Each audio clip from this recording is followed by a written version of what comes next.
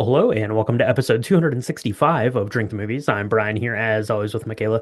And Michaela, yesterday we went to the movie theater and took in a little film that's been getting quite the buzz around town for being a good movie, being a little off the rails, and yeah, can confirm. And I'm excited to talk about it today. But first, I guess, uh, do you have any crazy like wedding drama stories you could share, Michaela? Mm. You and I are both wed. So, I mean, I guess we have our own experiences we could look at. But anything crazy? Like, did you ever go to a wedding and you're just like, I would really like to get out of here right now?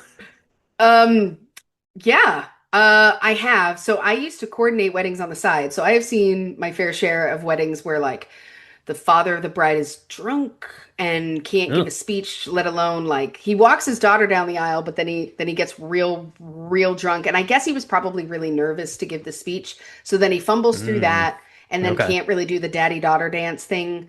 But that was interesting because it was kind of that was I mean that's kind of crazy. I've seen literal situations where the one of the maids of honor hooks up with one of the groomsmen, if not the groomsman, like The um best man.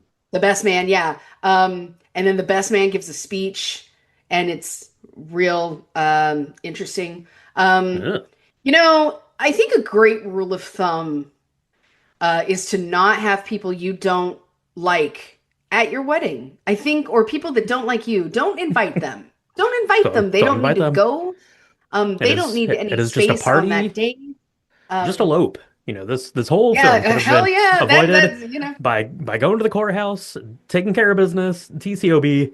Yeah, you're the one I go to for my drama talk. I don't really have any dramatic wedding stories, truth be told. I do have a hard rule. I only go to first weddings, I guess. That's my only wedding rule that I have personally for myself. So there you go. So there you go. Wait, Um, wait. What if they died? What if they died? Like, what if they're a widow or widower? Are there exceptions? Can we file this under like a triplicate where everything needs to be like documented and no. signed?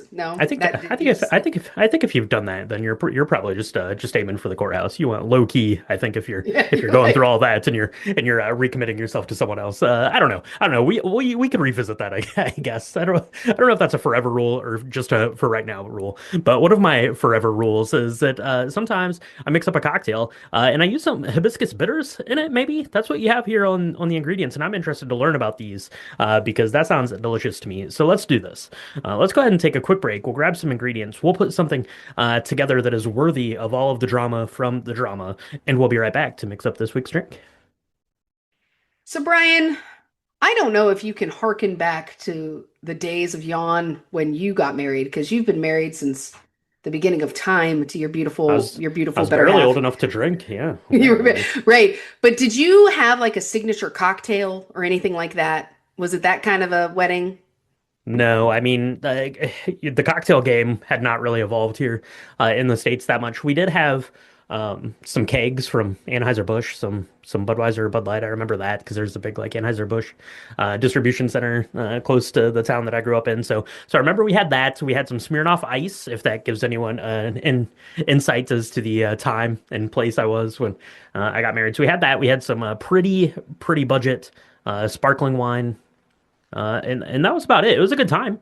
It was a fun time. We had a huge wedding. My wife has a huge side of her family. My family is like six people, so my family was like there like in one church pew, and everyone else was there. But yeah, it was a good time. But no signature cocktail, definitely not. No signature cocktail. Well, I have almost been married a few times in my life. Okay. And one time I actually we got engaged. We had like plans and I was gonna have a signature cocktail because it was, I don't know, 2008 maybe 2000 something like that. And that was like the Okay. thing. If Oh you yeah. were a young happening couple, you got married at some place that was not religious at all. That was like a prerequisite. And you had a signature cocktail. That was kind of a thing.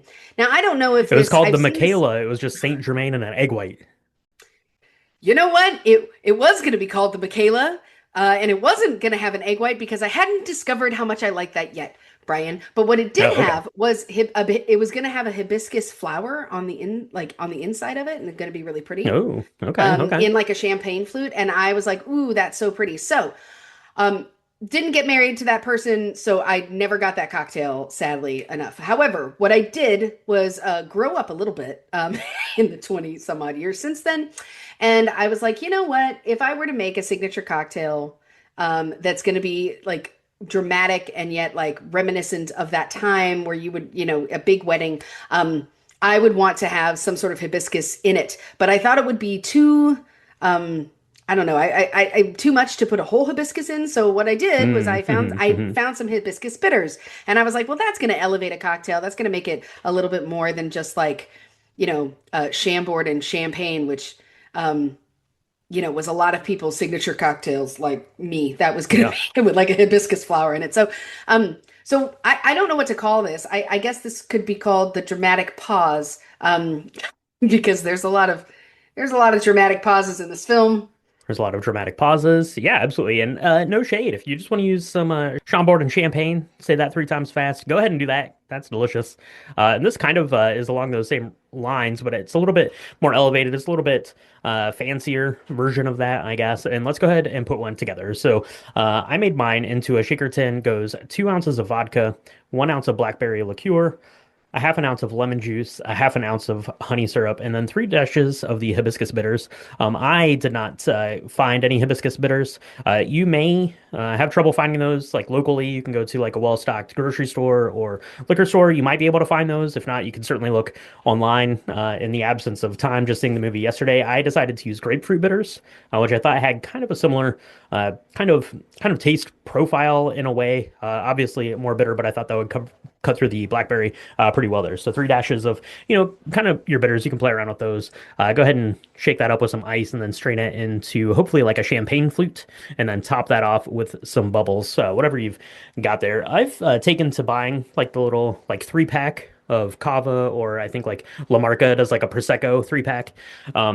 Because if we're doing a champagne cocktail here for the podcast, I usually don't want to open up a whole bottle of it. So if you're kind of like that, or maybe you're the only person in the house that really, likes sparkling wine or champagne-based cocktails, that's a good way to go. It's a little bit more expensive, but that way you're not, feeling like you're wasting a bunch of champagne or like having to, get your way through a bottle of it over the course of a day or two. Go ahead and top that off and then sip and enjoy. It's very luxurious. It's very tasty. That blackberry really comes through. I used a really nice high quality one from Gifford's. You could use a Chambord, which is like a blackberry raspberry sort of thing. You could use a cheaper one if you wanted to, because there's enough other flavors going on to kind of keep that mixed up. But yeah, this was pretty good. I was worried, just reading the ingredient list here, that the 2 ounces of vodka and 1 ounce of blackberry liqueur was going to be a little hot. That's 3 ounces of liquor being topped with the bubbles. So I would maybe dial back the vodka just a hair, like 1.5 ounces of that. But otherwise, really good. Yeah, I mean, it wasn't a downing a bottle of Blanton's, which we see happen 3, 4 quarters of the way into this film. And it's interesting because the whole time I was waiting for them to talk about a signature cocktail. They talk about a wine that they're trying to pick.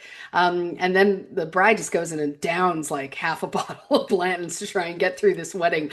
And I feel for her, I really do. I will say this. I love the idea of the little baby bottles of cava or bubbles. If you're like me, Mm-hmm. though, and you will drink an entire bottle of Wycliffe on your own, you can totally use Wycliffe. I didn't for this one. I actually used some Prosecco, but the dream is still there. And if depending on the wedding you've had, you might need to knock back a few of these. Woo. See, there you go. See, Zendaya's in to have some very top shelf Blantons. Michaela's having some Wycliffe bubbles. There you go. There you go. Truth be told, but yeah, the dramatic pause. This is a good one. Like I said, it's kind of a riff on that classic like Chambord and champagne. Just elevated a little bit, brings in some other flavors to that. I love the addition here of the honey. I imagine that the hibiscus is really nice. Probably leans a little bit, more kind of floral presence in there. It's probably really nice and aromatic to that. The grapefruit I think pairs really well with it as well. So let us know if you mix one of those up. Let us know if you have a bottle of Blanton's and if you would also let Zendaya drink it as I would. There you go. Offers on the table. So there you go. Offers Let's go ahead and do this, Michaela. Let's take a quick break. We'll grab up some more ingredients. We'll make up a couple more of these because this wedding is about to hit the fan, if you know what I mean. So let's go ahead and take a quick break, and we'll be right back to chat about this week's film, The Drama. Am I sensing some nerves? A little camera shy? Let's do a little warm-up so we're feeling revved up and comfortable for your wedding day. Yeah? All right, let's try it. Let's do a little warm-up. Up on our feet. All right, Charlie, move a little closer to your bride-to-be. There we go. What's your favorite thing about Emma? Spoiler warning for the drama. If you've not yet seen this, we're definitely going to spoil it because there's a lot of surprises that end up happening. So you should press pause if you don't want to hear the spoils. You should go make yourself a dramatic pause because it's delicious. And then you can come back and listen to us chat about all things the drama. Yeah, that's right. Take a dramatic pause. Go mix up that cocktail. Go see the movie. Do all those things. Yeah, for sure. Because if you haven't seen it, you haven't had a long time yet. It's only been out for a couple of weeks. It's just released in 2026. It was written and directed by Christopher Borgli, and it stars Zendaya and Robert Pattinson as the in love Emma and Charlie. Michaela, this movie has been kind of on our radar, peripherally, I think. We'd heard about it. I think we talked about it maybe on one of our hangouts a little while ago. We saw that it was coming out. It was starring Robert Pattinson, who loves Zendaya, who we love, and it was coming out. It looked like it was going to be great. It was going to be like this kind of like wedding story, but I mean, you got the sense from the trailers that something was afoot, right? I think like in the trailer, like it kind of focuses on like this little like photo shoot kind of thing that they're doing, and like this couple is like meant to be in love, but clearly they're very like unhappy or something in the trailer. So you knew that something was afoot, but not really anything more beyond that. So we were excited to see that, and then the movie comes out, and people are going to see it. It's making quite a bit of money. I think it's already up to like $90 million. It's still doing really well, but like anything that I've heard anyone say about it is just that it's like crazy insane.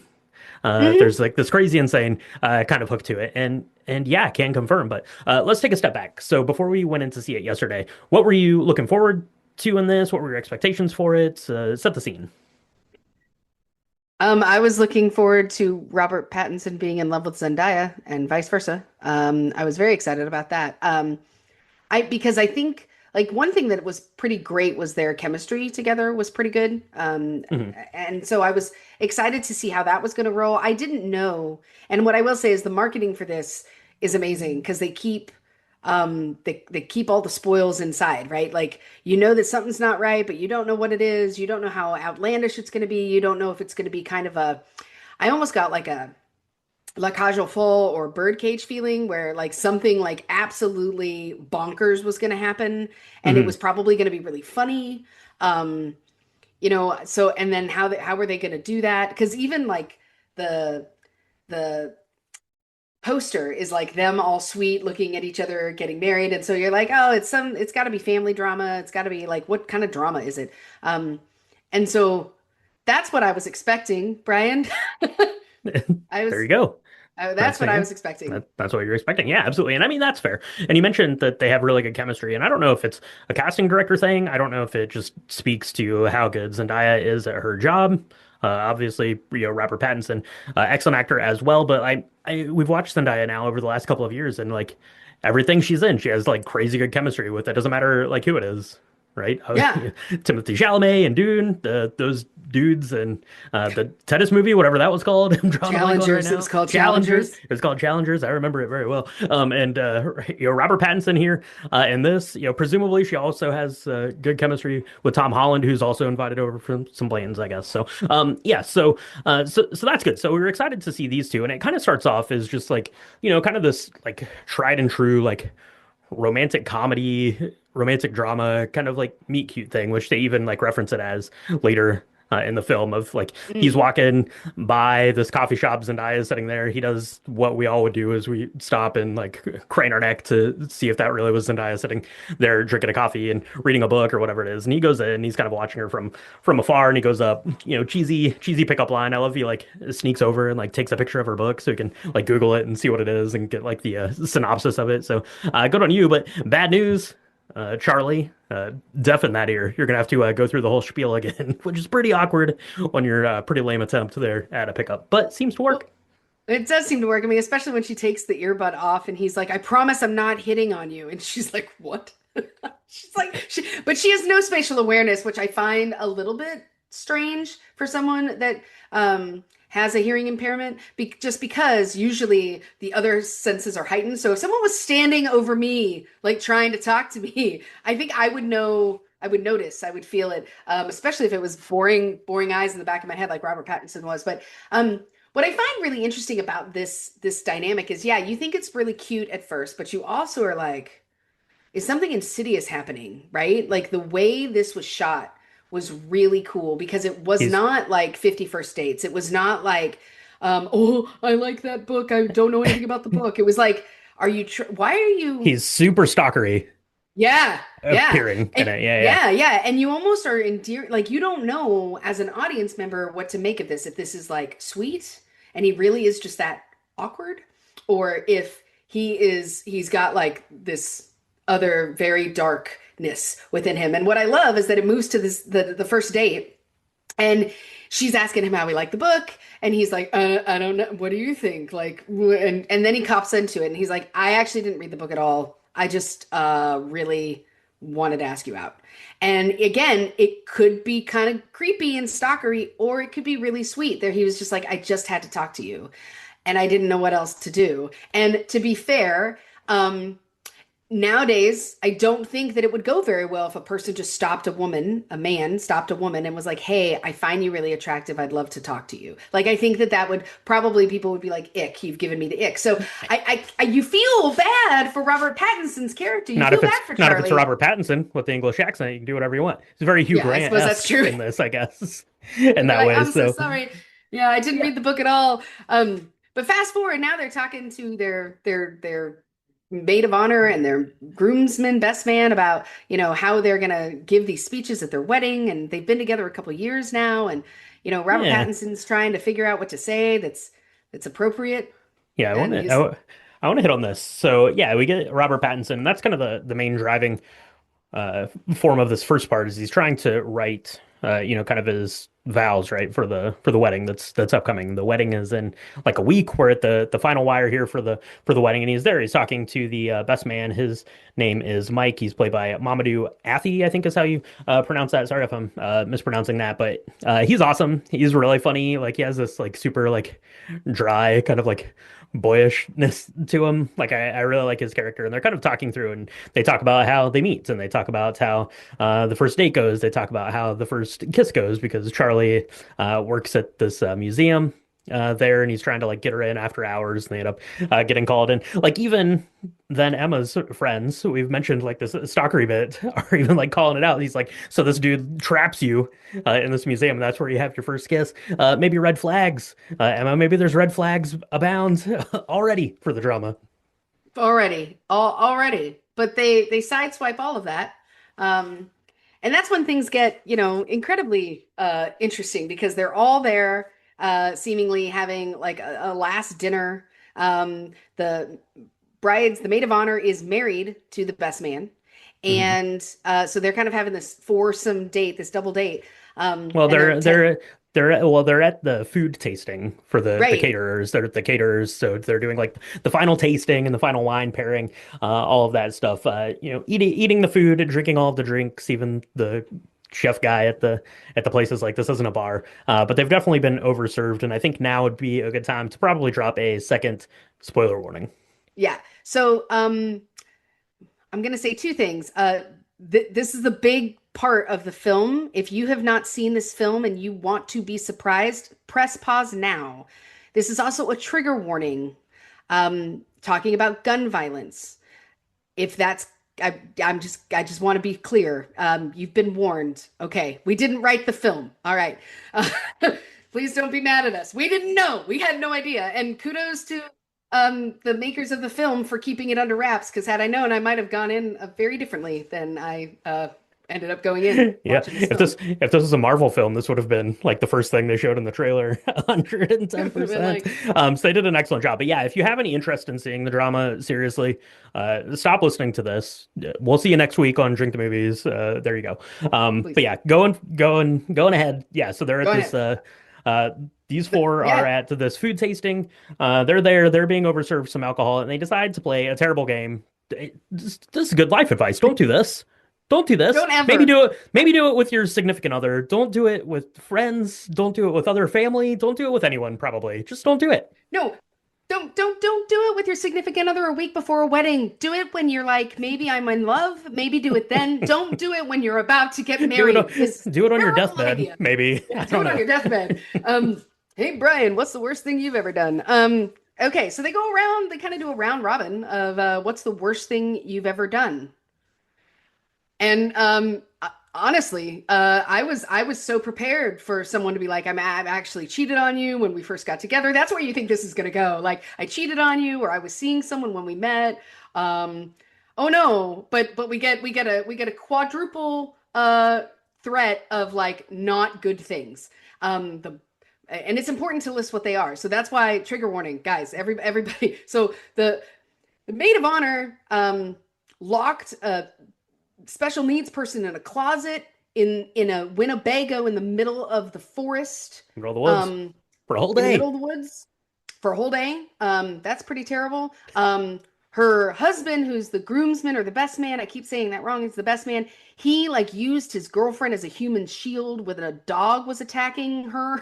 So instead of saving her, he was like, "Yeah, f you, lady," and he just I mean, just I thought he was behind going to her. say that they kicked the dog, so I'm happier with the other Yeah, direction. Brian is actually happier that he used her as I'm a ready to shield turn on instead of Mike at the hurting drop him. of a hat. Right, I'm like, you watch your words right now, Mike. You watch right. him. You ever seen John Wick? I'm about to go for it. Mike's the one that gets put on the spot here because his significant other, the maid of honor, Rachel, played by Alana Haim, I don't think we mentioned that, totally puts him on the spot and like spills his beans. So A, don't play this game in general, and B, if you ever do, don't spill the beans. Don't do it. Yeah, That's like the red sacred flag. vow of silence.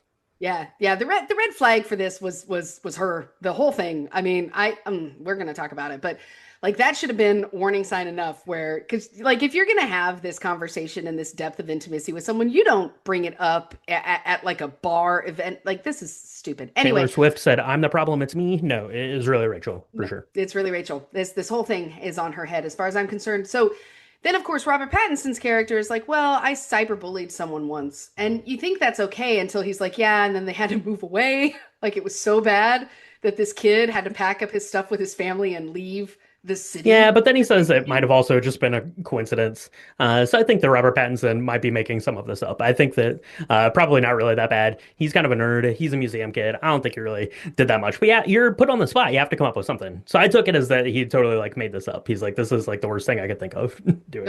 Well, they're good. I guess that's good. And then Zendaya's like, "I don't want to play this game," and that was where we should have really left it. Uh, Yeah, be like, I mean, I'm the bride. This is my I'm the wedding. This bride, is my wine and food. Get and out as the here. We're done person playing. that's getting married in a week to this person, I think I would have backed her up, but he doesn't. And of course, Rachel's a complete bully, and so she's like, "Oh, you have to say it." And so then she says the worst thing she's ever done is, and the worst thing that she's ever done is she thought and planned out a school shooting. Okay. She didn't do it, but she thought about it. And at first, they don't believe her at all. And turns out she's actually deaf in one ear because she was um, doing some practice out in the woods, and the gun went off and like messed up her Yeah, eardrum I'm sure permanently. you're done. Yeah. And so that's when everything kind of gets real serious, real fast. Not that any of these other ones were particularly like funny. Like the whole time I'm watching this and they're laughing and I'm like, this is absolutely terrible. But now it gets real, real dark. And of course, then Rachel decides at the moment now she's offended because her cousin has was in a wheelchair because she was shot by someone who shot up a school, and Mhm. she's like, "That's not funny. How could you do that? How could you think about that?" And this is when everything goes completely off the rails. So they start yelling Mhm. at each other. Zendaya feels terrible. She doesn't really know what to say. Everyone's drunk, and then Zendaya like pukes all over the place. It's a complete mess. Yeah. So, but that kind of sets the drama. And spoiler warning, we told you, but this is just the tip of the iceberg, kids. So buckle up. This is just a tip. Yeah, I mean Emma Zendaya's character Emma is there she tells her truth, which I suppose alcohol is to blame here in this instance. Don't have too many of the dramatic pauses, I guess, before you go to dinner with your friends. so that could be to blame.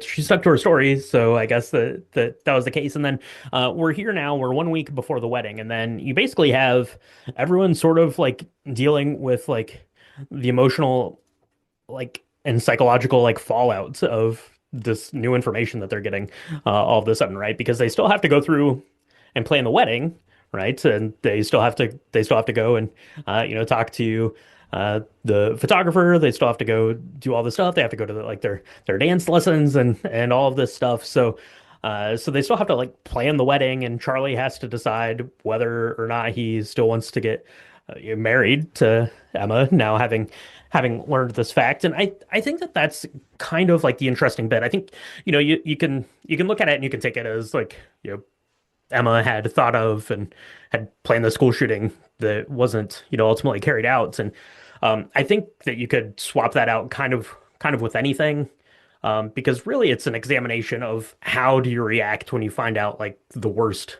thing about someone, and does that define that person or not, right? Like, Mm. are you to be held accountable for, the worst decision you made? And ultimately, we learn because then it kind of goes back in time to Emma, and we see her as like a youngster, kind of, you know, going through her growing pains, kind of planning this out, how it basically unravels, and how she, basically flips sides to become this like anti-gun activist. And, really it's coming from a place of belonging. And I guess you could examine something like that and figure out, why these are happening at the rate that they're happening. But this is not the podcast for that. Absolutely. So yeah, so I think that it's really interesting from that aspect, is that it's, really an examination then of Charlie, and, to a lesser extent, Rachel and Mike. But what do you do with that knowledge once you get it, especially in the week before the wedding? Yeah, and I think that it's interesting because, you have three different takes on what to do with that information, right? You have the maid of honor who, is kind of backtracking everything. She doesn't really want to be in the wedding. She doesn't want to go. Then she says, I will go, but I'll only go if my cousin thinks it's okay. And, because I don't want it to be a betrayal of sorts, which I think is sort of fair. However, you know, Rachel just is she takes it even a step further. Like, I never even knew her. We weren't even friends. Um, you know, and it's like, man, why were you even in this place to begin with? She just seems to take it and be terrible about it. Her husband is just kind of, I love this guy, by the way. The actor, you said his name, Mahmoudou Athi. I hope that I think, yeah. Mama I Gaddafi. Yep. okay. I first saw him when he was doing Archive 88, which is a Netflix horror series. And I Hmm. don't know whatever Yep. happened to that series. I wish they'd bring it back because he was incredible. That's the first time I ever saw him, and I was like, everything he does, I want to watch. He is so amazing at trying to be like a good husband and a good partner to his wife, but also be a good friend to his friend, and also create space for Emma to be feeling all the things that she's feeling, because this Hmm. is something she's never told anybody. She doesn't really know how to explain it. I mean, if someone caught me off guard and said, "What's the worst thing you've ever done?" I don't think I would be like, "Well, once upon a time, I was a really, deeply depressed, unhappy person, and this is how I wanted. This is what I was going to do as a result of that." I don't Hmm. think I would have had, I just would have been like, "Yeah, I did this thing," and like, I really loved his character because he's just trying to hold it together, and then you find Charlie, who is in the pit of it, right? Like, he's like, who did I know this person really? Is all the time that we've spent together, meaningless because this person is actually a monster? And then when they're trying to talk about it, it's I love the writing because it is very messy, and it's Hmm. not the whole time I was like, they should say this, or he should ask this, or she should respond this way, and they don't, because normal people don't do that. Right. It's not a script. It's Hmm. very unscripted. It's really visceral. And so they both kind of become these characters of the worst version of themselves, where Robert Pattinson is, continues to have these fantasies that she would shoot up their wedding, or that, that she's got a gun everywhere in like a negligee or something. And she's likewise having these fantasies that he is going to leave her, that he's telling everybody. Um, and just feeling the shame upon the shame of not only did I feel this way and want to do this terrible thing, but now I've told the one person that's supposed to love me forever, and they can still take it back because we're a week away or 3 days away. And yet Right. they're all having to go through the wedding machine, the thing that when I was coordinating weddings, I called it the wedding machine, which is all the stuff. Like you might be having a fight with your spouse or your spouse to be that day, but you still have to look like you're crazy about each other at the pictures. Mhm. You still Yeah. have to figure out what cake flavor it is. Um, like all of this stuff can't stop just because you guys are in a little bit of a tiff. And that is really apparent. I mean, some of the scenes that they do, I love the way they were constructed because it like even the photographer's like, okay, let's figure out how we're gonna like do this. Right. Okay. And she's obviously seen something like this before, but nobody seems to know what's going on. They don't seem to know what's going on. They end up going to the wedding and anyway, but like Robert Pattinson's losing it at work and yeah, Yeah. like I said, it goes from bad to worse because they He's losing both it left, start right, making and terrible center. decisions. Yeah, I mean, especially Charlie. I think Emma, to her credit, I mean, she's just trying to like go through and kind of hold this thing together right now that all these people have kind of this information. She's of course upset or has upset, Rachel, who is, kind of dropped semi pseudo dropped out of the wedding. Emma keeps trying to reach out to her and she's not calling her back. So then they get into this rift over the work, which isn't great. And kind of along the backside, I said, kind of the build up, like the first third of the story here, the love story, like the part of them falling in love was written over Charlie's like writing of these vows that he's planning to read, and then you see him like gradually like deleting parts of that here, kind of over the next third, as he's trying to like I don't determine if he really knows who this person is. Like, is what she did that bad, considering she didn't like actually do it and had only thought about it? And like, what does that mean? And like, I don't like, no one asked, like, did she ever like speak to someone about this? Like, is that like something that maybe one of these three people should have maybe asked? Would be where I would go with it. And then as audience members, yeah, where would you go with it? Like, you're thinking the whole time, you're like, how would I like process this information? Like, what would that mean to me? Like, what if I heard like, my best friend or my spouse or my boyfriend, girlfriend, whatever, if they told me like something like that, like how would I respond?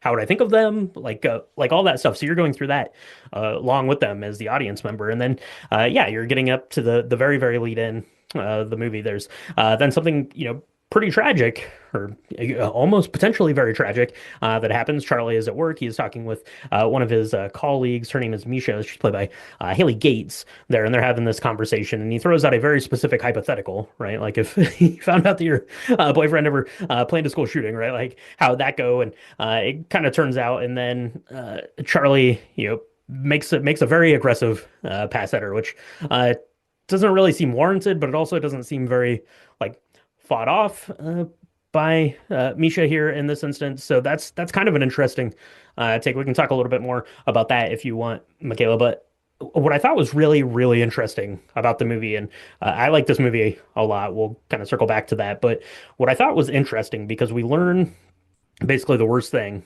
that Emma has ever done or you ever thought about, right? Like we learn like her darkest secret. But in processing the worst thing that she ever did, Charlie goes on then at work to do the worst thing that he's ever done. Yeah, 100%. 100%. And they both kind of both of them, Emma and Charlie, get to the point where it's time to do it, and they both end up not, right? Like Charlie's not blameless in the interaction, I'm going to say it nicely, that he has with Misha, right? Like Hmm. it might have been wanted. It wasn't, non-consensual, I don't believe at all.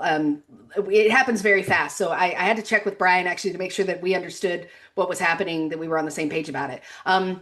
But, he is, in the middle of about to totally cheat on his soon to be wife, and he stops.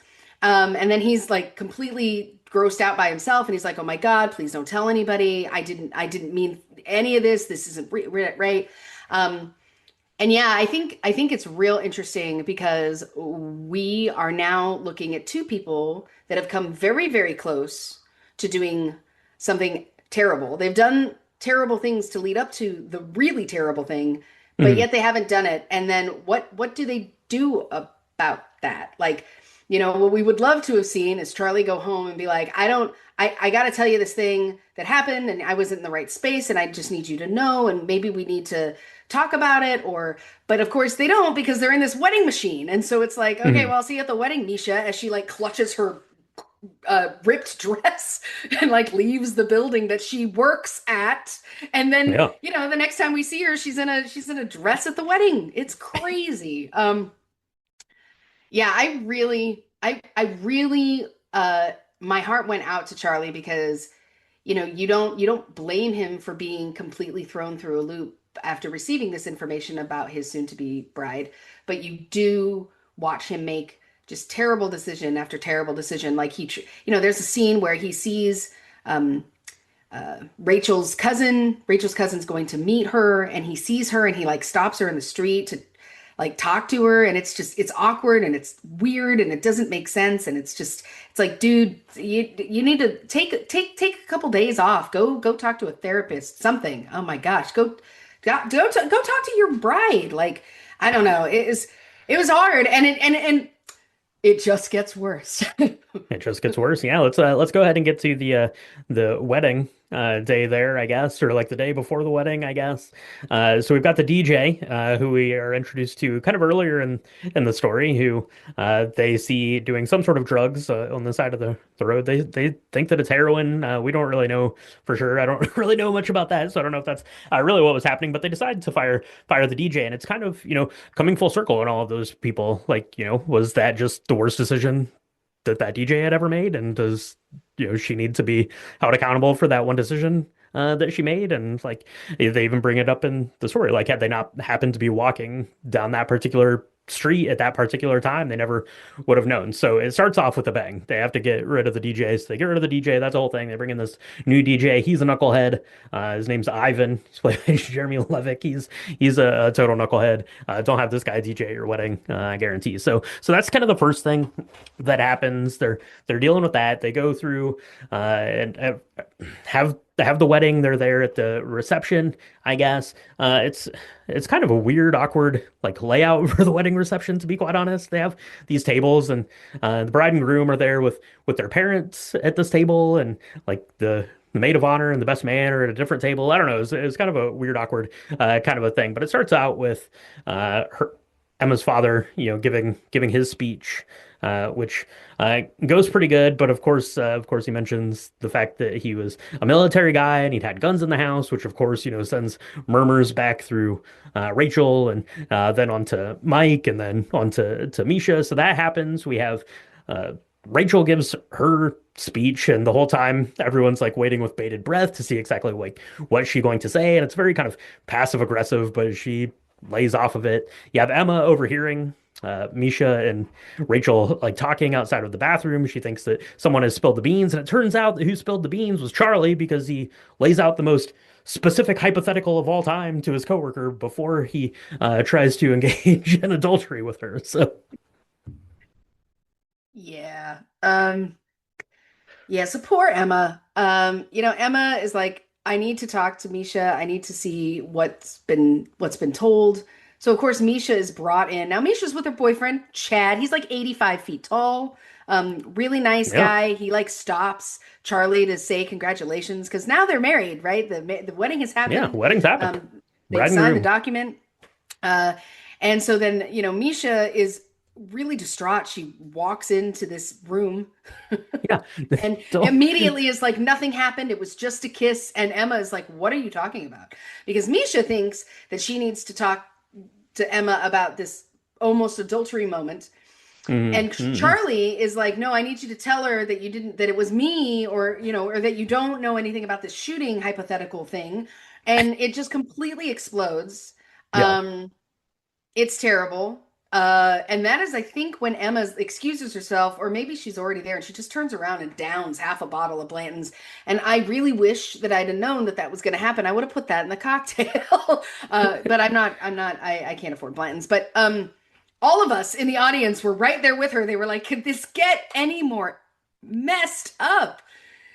And wait, because it And does. and it does. Let's give another shout out to Mike. Mike is the hero of the story here. Mike keeps this whole thing together pretty good as it is, and he th turns the microphone over to Charlie to make his speech on his vows, I guess, or his speech. I guess they're not vows because he was meant to read them at the reception. I don't really know what those are called then, but he's meant to give some words of encouragement about his future life and how much he loves Emma. And we've seen him now write this thing, which is beautiful and very romantic, and it gives you all the feels. And then you've seen him delete the thing, which is very emotional, and it gives you all the feels. And now he's been drinking presumably a decent amount of wine, sitting there in this awkward soup that he's been in now for a whole week, and he's just going to go off of the cuff with this, which is not great for anyone involved. And all the details come to pass. Emma's uh, planning of the school shooting comes out, the kiss at the office comes out, all this stuff just spills out, much to the dismay of everyone. No more is, of course, more dismayed than the boyfriend. Blake, Yeah. who Oh, comes Blake. over, is Blake Sorry. is Blake, comes in and is going to take affront to this, and then of course, in the very next scene, we see Charlie walking home by himself with his face just completely bashed in. So not a good look there. And then we get the little like flashback of that, he headbutted Charlie. Fair play. I mean, yeah, I'm not one for violence, but I suppose that that might have warranted it there. I don't know, and that. But he gets home and he is there all by himself. And I do love one of the scenes that I really really liked is he gets back to the apartment. He is there. His face is bruised and bloodied, and he's got like his tie is like undone. He's still wearing his tuxedo. He's looking super disheveled, and he's sitting there. And he tries to, I think he sends a call. He leaves a voicemail and says, "Hey, I know you don't forgive me or whatever like that, but please just let me know that you're fine," which I thought was really sweet. And he's looking like he's about at the end of his rope, and he gets up and he puts on this super like cheesy, terrible song that Emma had put on at their dance lesson earlier, and he said that she puts this song on when I'm in a terrible mood because she knows that I hate it.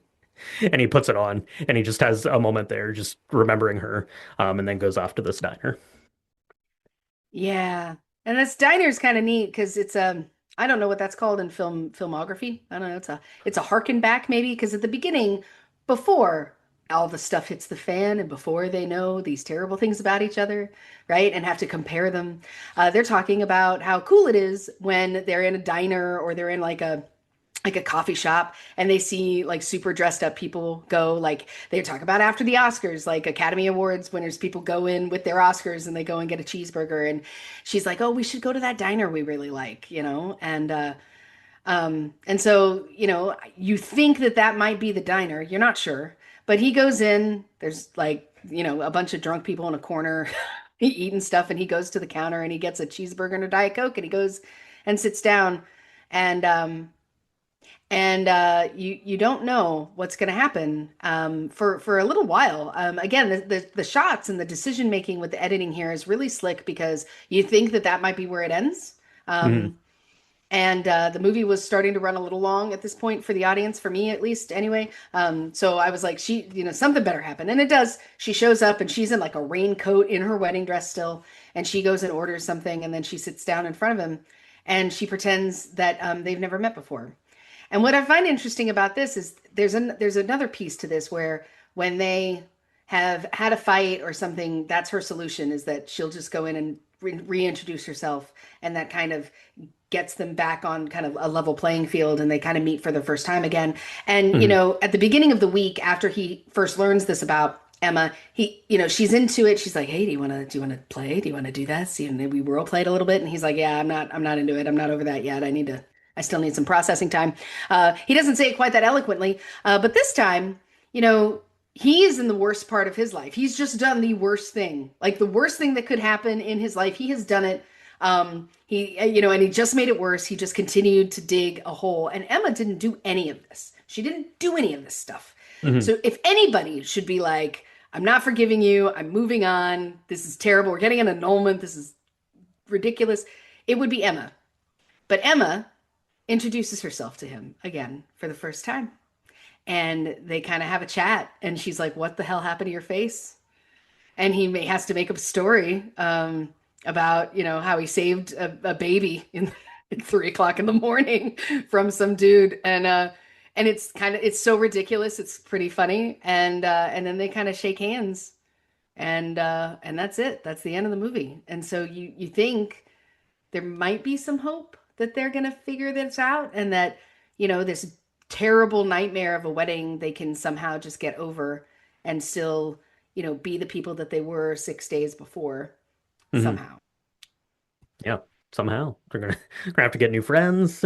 Charlie's gonna Yeah. have to get a new job. Maybe they could move on. That's a possibility. But yeah, you feel some hope that they're going to be able to reconnect there on that level. You said you felt like it was maybe running a little bit long. The runtime on this is only an hour and 45 minutes, and I don't feel like I felt like that I felt like it was running long, but I was like getting to a point where I was like, I have no idea how they're going to resolve like the story. Like, how is this going to end? Because it got to the point where I was like, this might just like cut to black like at any second, and that that could be it, right? Like after his speech, after the headbutt, after he gets home, I really thought it was going to end with him just at the apartment listening to that song is where I thought it was going to end, and then he ends up going to the diner, and I was pretty satisfied with the way that it actually ended Mm. there. But yeah, that is the drama. It is a lot of drama. So hopefully, if you stuck with us there through the multiple spoiler warnings, if you've had a chance to see it, or maybe you weren't intending to see it, um, I don't know. I'm really high on this. I liked this movie a lot. The writing was excellent. The directing, I thought was really excellent. The way that it kind of flirted with these ideas of like the psyche of the characters with these like kind of like alternate scenes. I don't want to say they're like alternate scenes, but they're almost just like little like flits of like what's running through your head like right before you say Mm. something to someone that's important to you before you're like, okay, I'm going to say something, and this could like make or break whether we remain friends or lovers or whatever like in this moment, right? Like, and it like that's going through your head, and it captures that really really well. Yeah, I was a big fan of the drama. I liked it a lot. Yeah.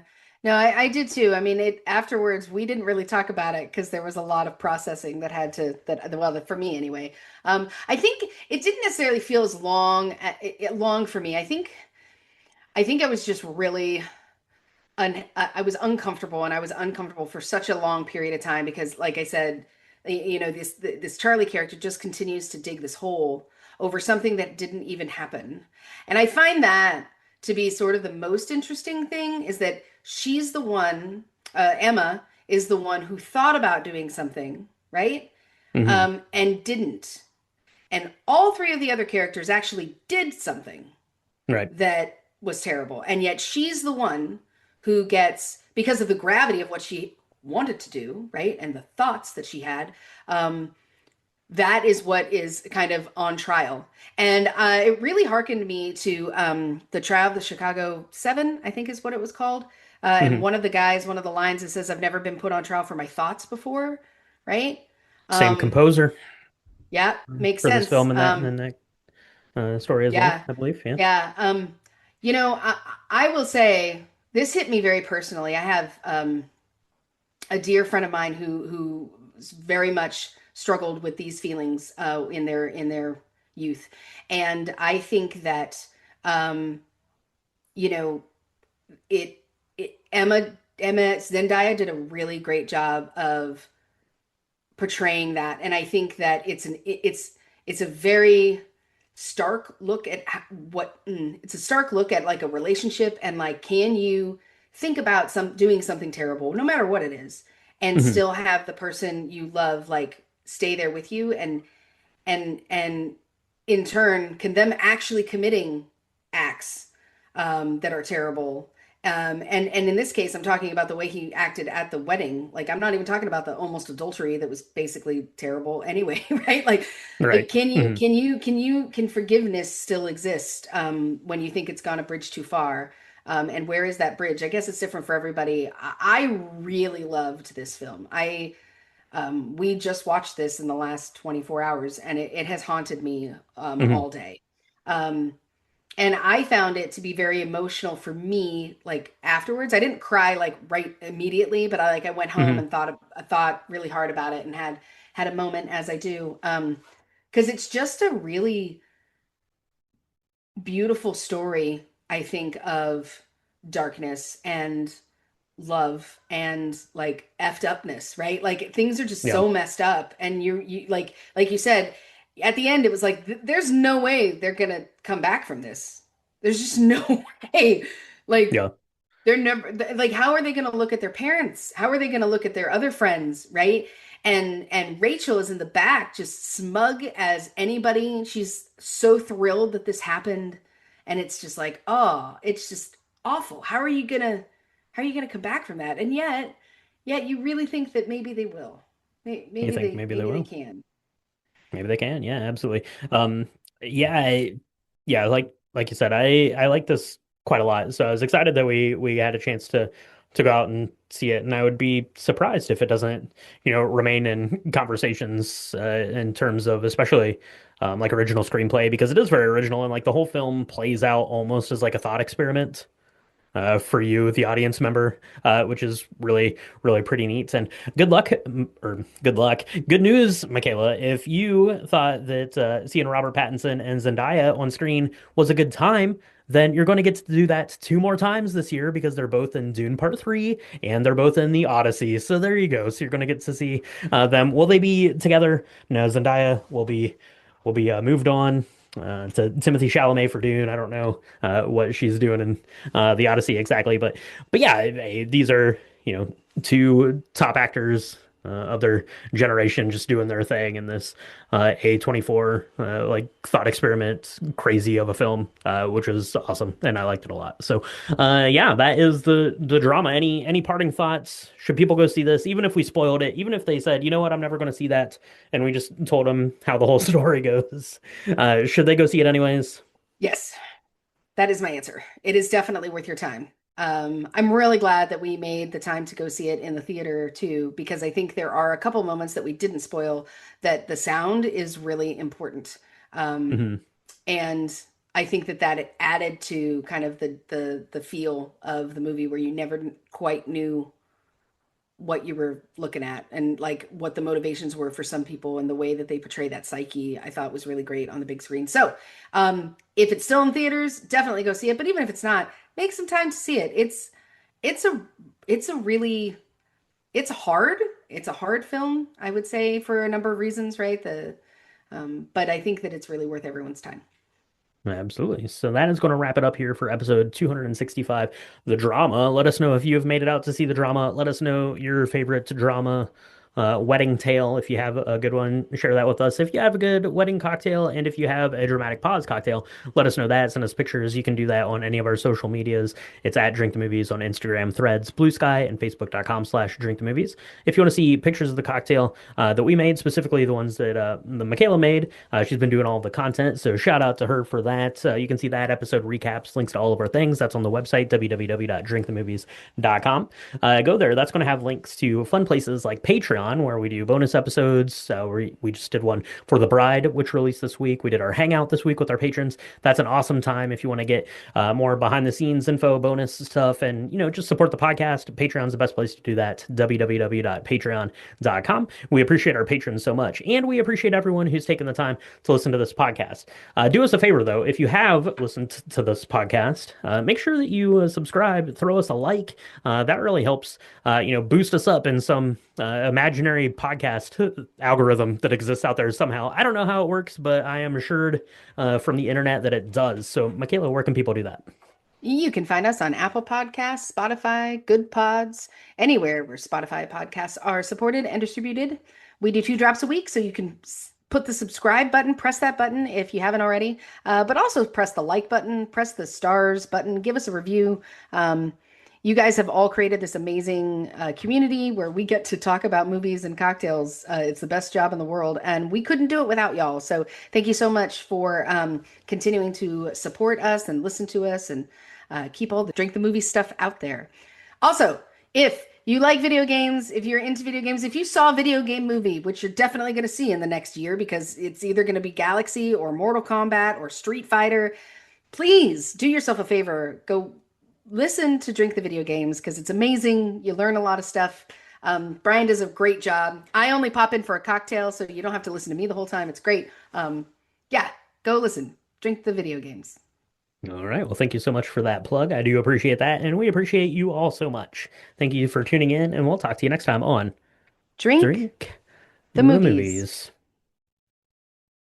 I might have another wedding if there's just unfettered access to Blanton's at the reception hall. Yeah, I will say one of the best weddings I ever went to after some really weird stuff happened during the ceremony and then shortly thereafter. One of my friends was like, "Here, have a bottle of Blanton's with me and all the crew," and it was needed. It was good. Blanton's is never a bad idea. Never a bad Never a bad idea at a idea. wedding. But small quantity, only with your inner circle. Don't just give it to everybody. It's a bad idea. That's right. Wedding tip number 27.